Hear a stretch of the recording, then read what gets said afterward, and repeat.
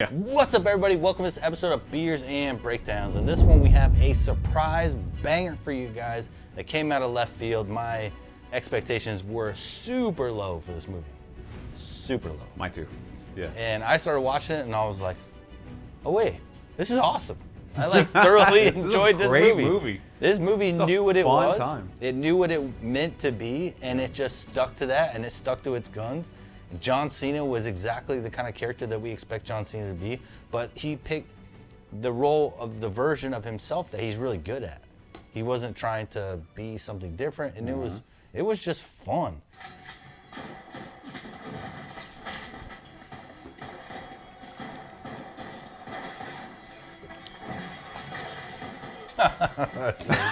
That was dope, dude. Tomato slide, bro. The tomato sauce slide was pretty awesome. Yeah. I thought that was really cool. By the chick married to a Jonas brother. Oh, it's her husband. Oh, that's right. Pam was telling me she's married to a Jonas brother. Priyanka Chopra. Yeah. Well, good for her. I thought she did a great job. I thought she was believable as like a cool, tough 100%. chick. I think she did a better job being believable than the girl from Ballerina. Don't talk about Anna de Armas that way. Listen, Anna de Armas did not do a great job, and this girl did a way better job at being believable as a violent, like assassin type chick than Anna de Armas all day long. I would have, if I could take a pick, I would have picked her for Ballerina over Anna de Armas. I am much more afraid of Priyanka Chopra than I am of Anna de Armas. Thank you. So what's her name? Priyanka Chopra? Priyanka Chopra. Yeah. Well, she should have been Ballerina. That would have been way cooler. He's so big. Aircraft, you're in restricted airspace. Pull away immediately or you will be fired upon. All radios are out. Comms are fried across the board.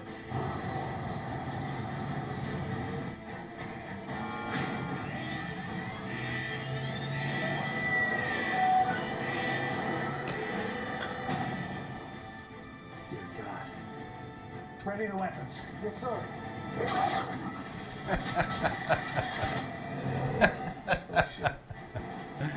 Is that real? No. No? Air Force One doesn't have miniguns? Miniguns? Okay, think about the effectiveness of a minigun on an airplane that has no maneuverability at all. Right. The whole point of a minigun is you have to be pointing. Like, what are you, a jet fighter? You Tom Cruise and Top Gun? Like, you can't just start turning like a C-130 type plane to get minigun attacks. You know, I believed every second of it. I was like, dude, Air Force One is so... Yeah, I thought Air Force One just had all this stuff. Okay, so I did look into it because I was curious as to... obviously, Air Force One is going to have a ton of security. Our president's on there, right? Yeah. So I looked into it a little bit to see what they do have. Obviously, they don't have miniguns. That wouldn't make any sense whatsoever. To have guns coming out the wings. And then a C-130 was like, we're going to shoot you in 10 years as soon as we make this right bank and finally get around to you. And then any kind of small plane is just going to be like, Roop. I feel like Trump might bring him back. Trump might do it for sure. I feel like if I was an employee and I was just like, you should have miniguns, I feel like he would do it. Trump probably would do it. But typically, from what I was able to look up, and just because out of my own curiosity, was that Air Force One will get followed by jets sometimes. Mm-hmm. They'll typically have a jet escort. If it's a place where they're actually worried about something happening, they'll have fighter jets following in line to make sure that they can shoot down any potential threat. Mm-hmm. But mostly, Air Force One is being monitored by ground missiles. Oh. So there's it's got massive. That's way more terrifying. Yeah, so it's got a massive defense mechanisms on Air Force One, but its main, as far as like, anything that you would have in the military, as far as flares and stuff to divert missiles being shot at you. Mm-hmm. But its main defense is ground to air missile attacks. So if anyone comes near Air Force One while it's flying through the air and does not get away as soon as they're told, likelihood is that there's going to be a missile that comes from the U.S. and goes right up your butt and blows you up. You're going to meet Jesus. Yeah, so you can go Jesus real quick.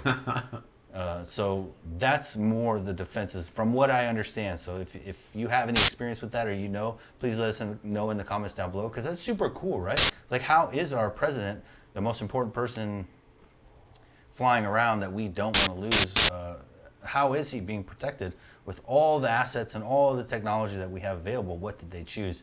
And I imagine a lot of it is top secret information that we're not going to be allowed to know, because we don't want that getting in the hands of our enemy and them having countermeasures to our defenses. So this is obviously just made up based on what would look cool. Yeah. But it still looked cool. I mean, the miniguns coming out, that's awesome. Completely ridiculous. I thought it was awesome. real.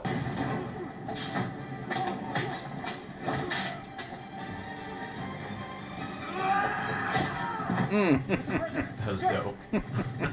That was such a cool kick. I know. Dude. Just a straight 300 kick. And he kicked him so... Air Force One, just do... Boom! And he kicked him so hard. And it just goes to disprove, like, all the ballerina tactics. Like, you don't always have to be flipping through the air doing crazy stuff. Sometimes, like, the things that work for a reason. Kicking someone in the chest when you guys are opposing forces going at each other. Can you imagine that force to the solar plex? Like, it would hurt so bad. Cave this whole, like, with that much of a kick, you wouldn't be able to breathe for a long time. You wouldn't be able to breathe for like 30 to 45 seconds. You'd just be like, it's on the ground, failed. Like, I guess my mission's over. Like, I just got kicked in the chest. I don't know. The force of a Ford Escort. It comes within here, but we'll just talk about it now. One of the things that the pilot does that I thought was really impressive, or they put in the show or in the movie, is that the pilot says we're going to descend to 10,000 feet.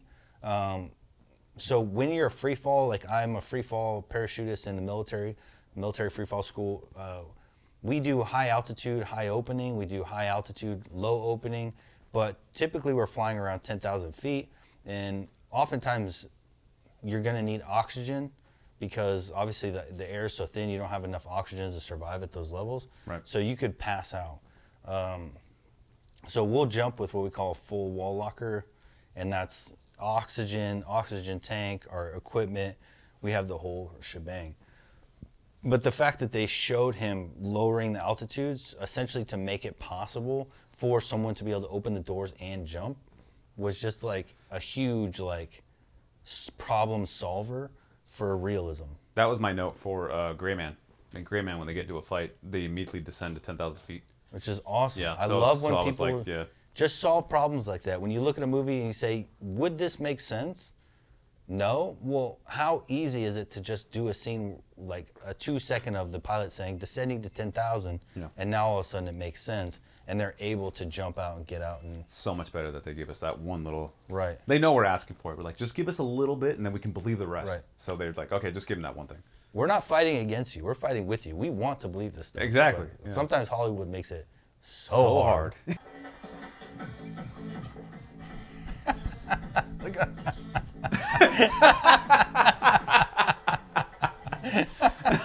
I'm so mad that I don't get up. Look at you doing this.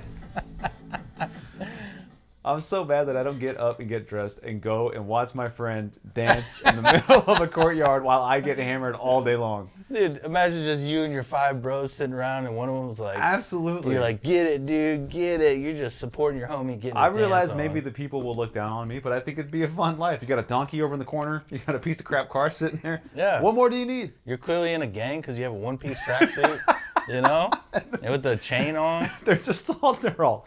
Dude. He's all... And that homie's hitting it so hard, bro. Like he's sweating out there. And he's bald and he's got the bangs. The shade bangs, that's the cholo bangs. 100%. You gotta be gangster to have that. Yeah, somehow the cholo bangs made it out to this short little 5'8" white kid in the middle of God knows where, just hitting it. He's sweating for the homies, dude. I've never seen someone put in so much work they're just to entertain the friends. They're all just watching him dance. Dude, this is wild. Oh, I'm so mad that's not us. What a wild... Where did we go wrong where that's not our life? What a wild scene to put in this movie. Like, I'm so impressed by them to be like, this is what we need to show them doing. 100%. They nailed it. That's it. I'm going to Belarus. Yeah. I'm going to live the rest of my life I'm in Belarus. so impressed by this scene. I love it. This is the greatest scene in cinema history. I'm convinced.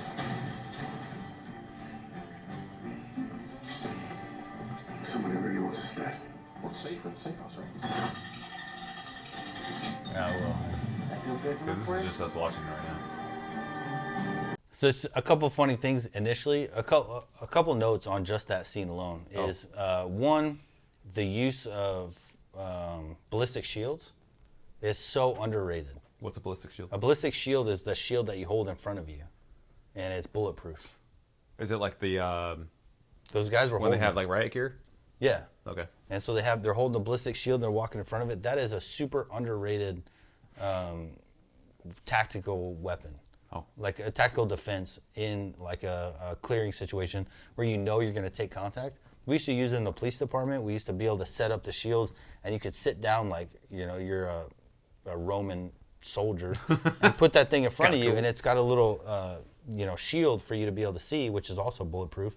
But then your buddies could line up behind you to your left and to your right with their ARs and kind of post up on it. And you guys have like carrying around, you know, ballistic protection. So I think it's a very under-portrayed, super smart tactical use of a piece of a tactical equipment, and that's a ballistic shield. Ballistic shields are amazing, and they're so underutilized by so many departments.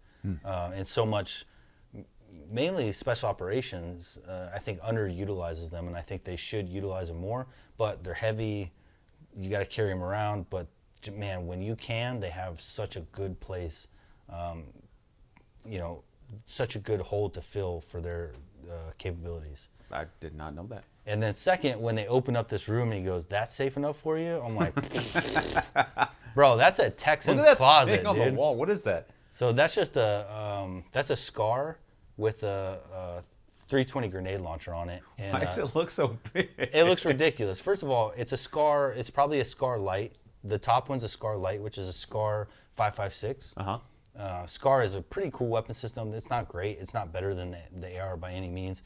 But it also has a 320 attached to the bottom, grenade launcher. And then it's got the ACOG optic on it, which is not great. So it's just kind of a showpiece. That's a stupid weapon system. The SCARs are exceptionally heavy, regardless of having that 320 on it. Then you add the 320. Then you add an optic like an ACOG with a 3x, which is, the ACOG is garbage. Like, it's not an optic that anyone would want to use, really. It just made it look massive. It just makes it shot. look massive, but it looks like they just ran out of guns to fill this wall. So So they for just him to put open that, and two he's like, really big ones. "Does that feel safe enough for you?" I'm looking at it like, not really, I bro. know. Like, I see a lot of ARs. I see some AKs. I see some SCARs. I see a full auto shotgun or a semi-auto shotgun, maybe a Benelli at the bottom. But in all honesty, I'm seeing a lack of ammunition. I want to see cases and cases of ammunition. I'm seeing a lack of grenades. I'm not seeing any claymores. I'm not seeing any large defense weapon systems. I'm seeing like essentially what would be an above average Texans closet.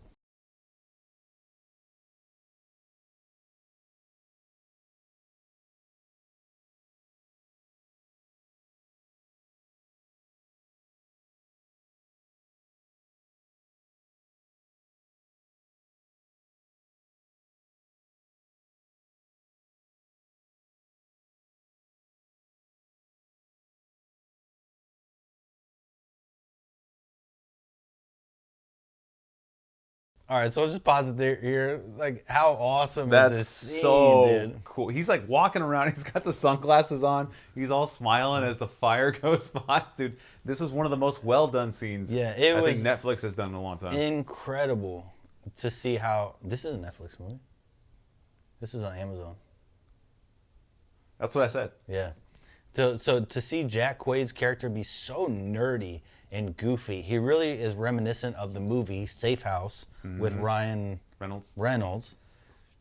Except he all of a sudden he makes himself way more goofier, and then all of a sudden he becomes way more awesome than Ryan Reynolds did. So he was both ends of the spectrum. He becomes this like amazing little hero that sacrifices himself in this blaze of glory. Or like Bad Boys, right? Remember the son-in-law? Yeah. Who just like murks everybody in the house when he's like Reggie.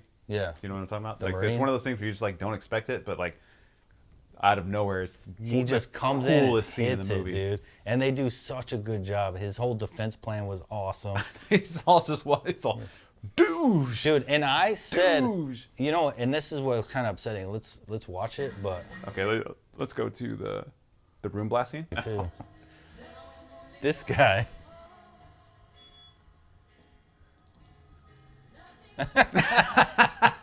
What is he doing?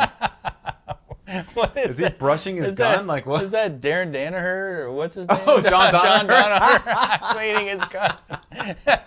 I want to have him on the show so that we could have a 6-hour episode. Because that guy takes 10 years to say anything. Dude, if John, don't put me in a rear naked. But if like, John Donner talked to me the way he talked to Joe Rogan, I would just walk away. If he's like, "Well, what do you think, Sean?" I know it's like, And I'd be like, "Well, is it this?" And he's like, "Nope."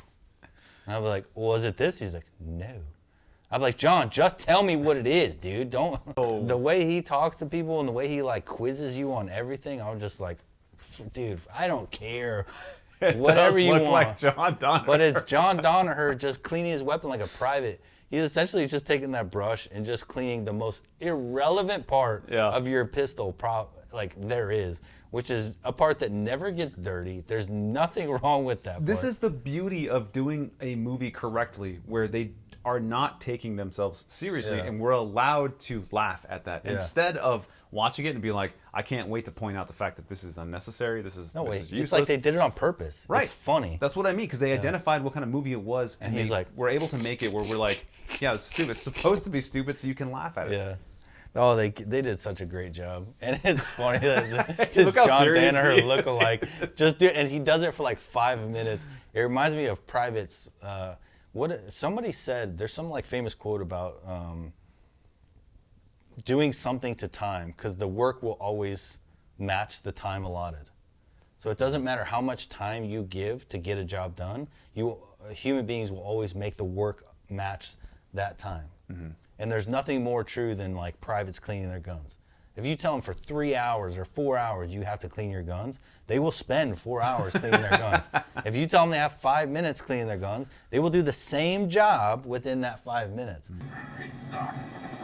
It's stuck! Come on, John Cena, the strongest man in the world. An axe cutting a cable? I know. Oh, and he missed. Oh, he tried so hard. Oh, the walk away. I love it.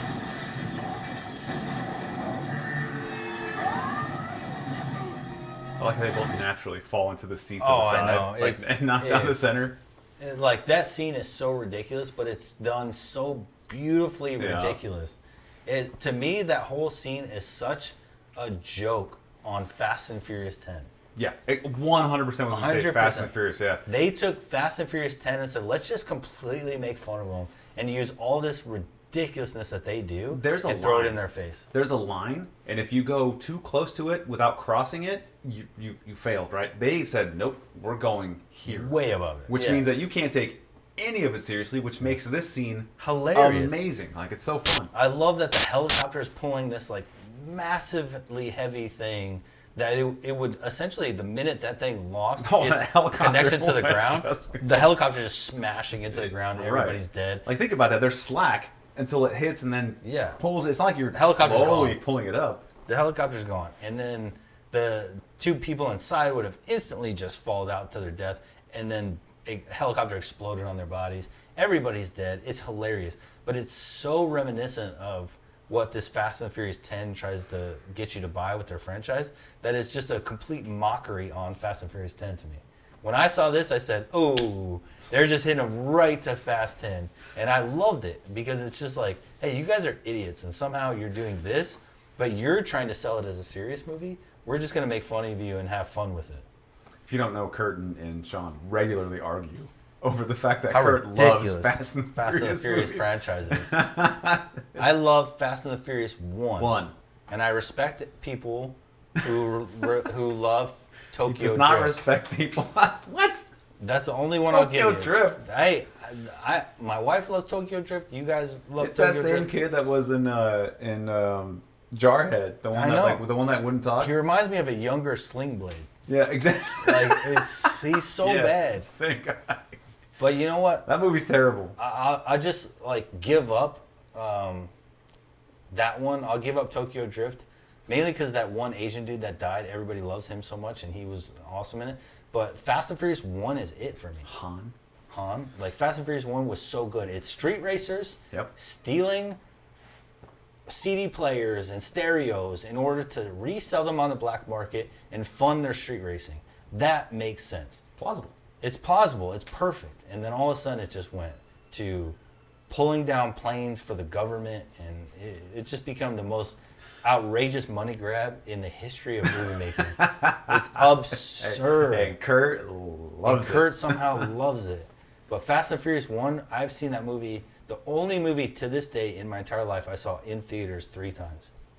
And I would have looking back on it, I wish I would have saw it 10 times in theaters, because I didn't realize that they were going to take our beloved movie and just poop on it. And then one of the main actors was going to die, and all this tragedy behind it. It was just like, because Fast and Furious 10 is a tragedy. I remember leaving the theater and being really upset that my truck was not a Honda Civic. Oh, dude. I was like, dude, I need an import now. I went to one of the second time I went, it was in Ontario, just because some of the cars were going to be there. Some of the cars from the movie were going to be at the theater. And it's like, Fast and Furious 1 was one of the greatest movies ever made. But hope you guys enjoyed that episode. Thank you so much. Just so you guys know, the ruck trainers are coming back. So keep an eye out for those. We're going to get that site up and running. I've just been busy with paramedic school, but I'm ready to start bringing those back in now that I'm kind of getting a handle on things. So thank you guys so much for your patience. Let us know down in the comments that you're excited about the ruck trainer. And also, if you guys were wondering what kind of gear we're wearing, it's always barbell. Everywhere I go, I'm wearing barbell. I love their shirts. I love their shorts. I love their sweatshirts. Barbell is awesome. And they have the best exchange policy ever. If you grow like I did, gain 20, 30 pounds, you gotta be too something to do something, you know what I mean? You could send your clothes back and they send you a new size, which is absurd. And just so you know, we've had a good relationship with the people that we've worked with from Barbell for a very long time now. And if you want to support good people, then we assure you, and we're giving you our word, that the people at Barbell are solid people, and the interactions that we've had have been very, very good. So just feel good knowing that you're supporting some really great people and have done some good things, and we'll support you. And if they don't, let us know, and we'll hit them up ourselves and be like, hey, you got to take care of our people. So if they have any issues, please let us know. But as of yet, no one's had any issues sending back their stuff, getting new stuff, and enjoying their barbell equipment. So let us know what you guys think. Thank you so much. We'll see you on the next one. Peace.